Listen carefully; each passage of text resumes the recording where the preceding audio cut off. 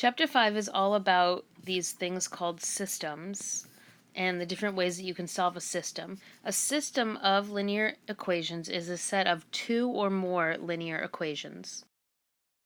The one rule is that they have to have the same variables.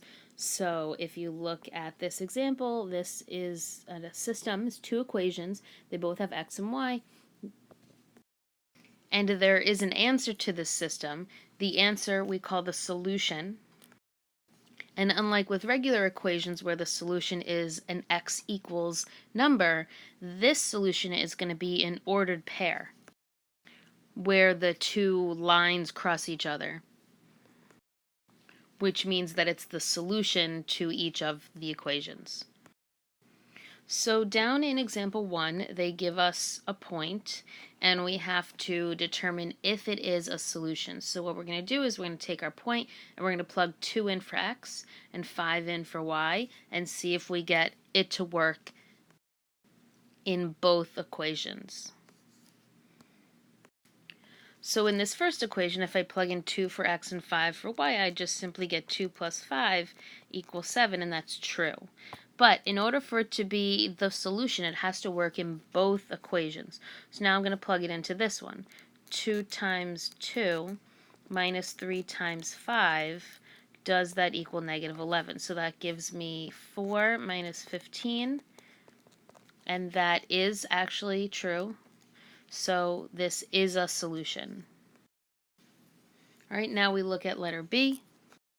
I'm going to plug in negative 2 for x and 0 for y, so 0 equals negative 2 times negative 2 minus 4, so that gives me negative,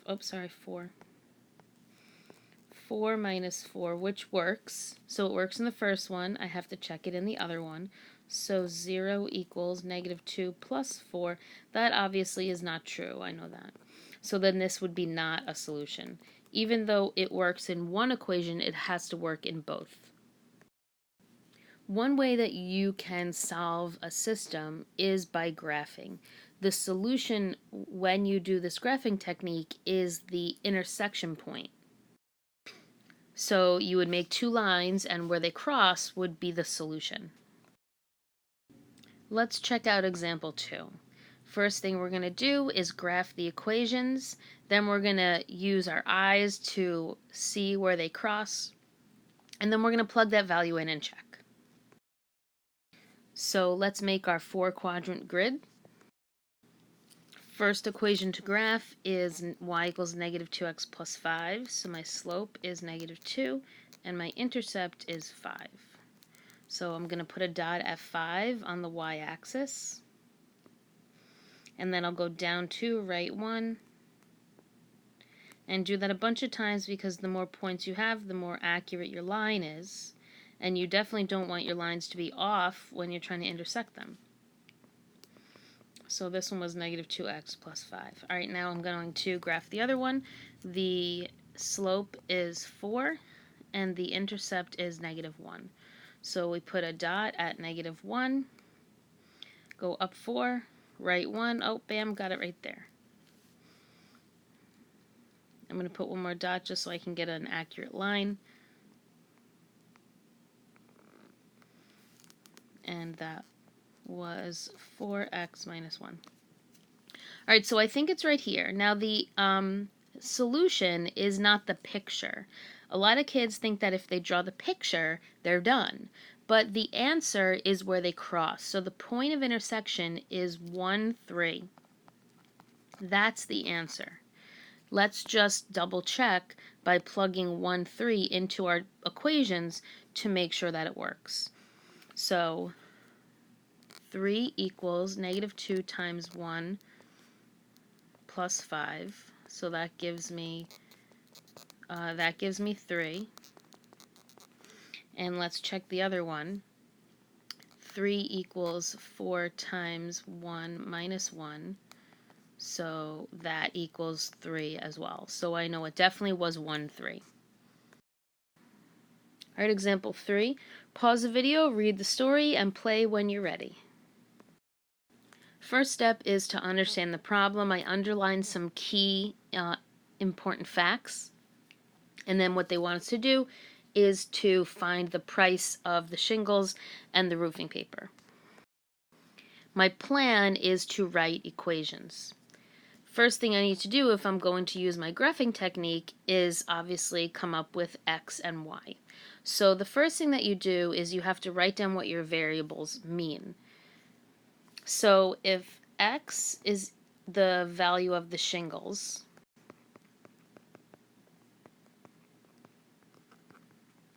and I can make y the price of the roofing paper, then I can write two equations that represent this. So 30 bundles of shingles and 4 rolls of roofing paper cost $1,040. So my first equation is going to be 30x plus 4y equals 1,040. As you get more experience throughout this chapter, you'll be able to write your own equations. Now I'm going to do it for the other sentence. 8 bundles of shingles cost $256. So 8 shingles cost $256. So what we're going to do is we're going to take these and we're going to graph them. Just like most of our word story problems, we don't need the negative quadrants. I am going to label my axes. X stood for the shingles, and this represented the paper, I'll call it. Now I need to come up with my scale. Obviously, I'm not going to go by ones. We could go by fours, maybe. Fours might fit. On the x-axis. And just to keep it friendly with fours, let's go by 40s on the y-axis. Now this just kind of comes with some trial and error. So if you ran out of space, you would just change your scale. Okay, so now let's graph. Since this first equation is written in what we called standard form, I'm going to use that technique. When we did that lesson, we plugged in zeros. You might not remember that, it was a little while ago. Hopefully you do, because you should remember everything. So we plugged in zeros. So I'm going to find my intercepts. Actually, you're going to find the intercepts. Pause the video and find the two intercepts. So not super friendly. My x-intercept was 34 2/3, so I'm just going to kind of estimate where that is. And my y-intercept was at 260. That is a little friendlier to find.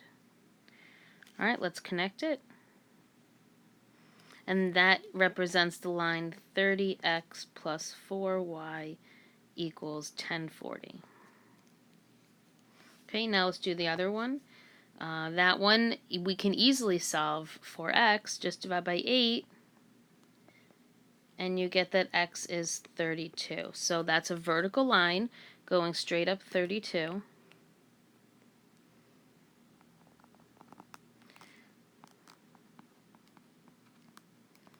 And so their intersection point is right here. I'm going to guess that that is 3220 as the intersection point, but let's plug it in to make sure. So the first thing that I'm going to do is I'm going to plug it into the first equation. So I get 30 times 32 plus 4 times 20 equals 1040.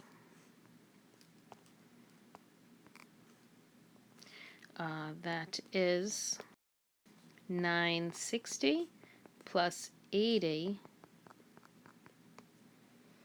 and that does give me 1040. So that checks in the first equation. I have to see if it checks in the other.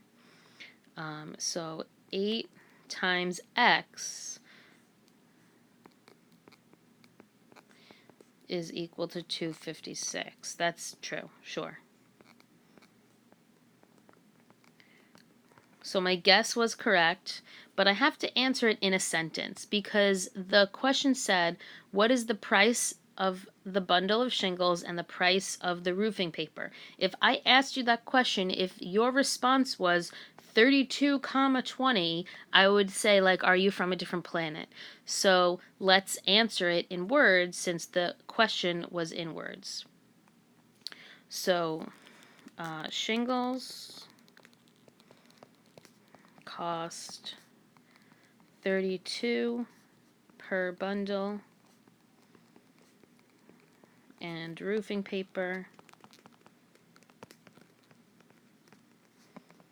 costs $20 per roll. That is the answer that you circle, and if you have any questions, ask me when you come to class.